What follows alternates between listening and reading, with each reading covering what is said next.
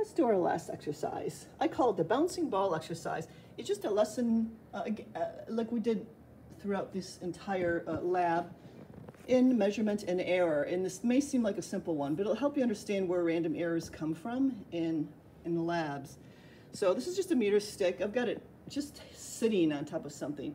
I mean, you can actually just, you know, put it against, each of you have got a meter stick. So put it against the floor vertically, and then just let it, as vertically as it can, rest it against something like a cabinet or something like that, so it's vertical. Then what you want to do is take your ball and release it first from 1 meter, and then you're trying to catch it where it ends up bouncing. So I figure it was around here. I grabbed it at its highest point after its bounce.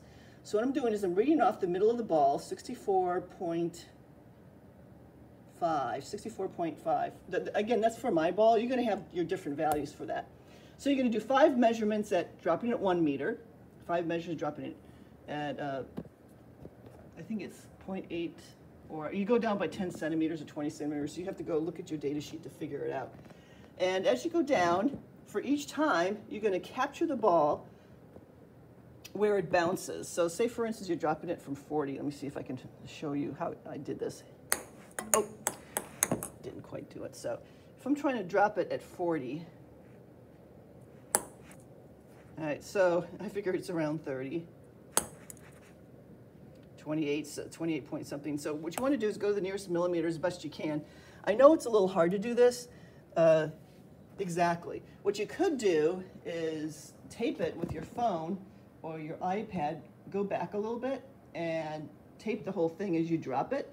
Then what you can do is stop through the video and figure out exactly what the bounce height is. So you can do that if you wish, or you can approximate it. So you want to make a graph on the x-axis. You want to make the initial bounce height. That's starting at 1 meter, etc., down. Then on the y-axis, you want to do the bounce height, the height that it bounced at. And again, you're going to plot the average values. Take the average of your 5, plot the average values, and then put the error bars, which happen to be the standard deviation of the measurement.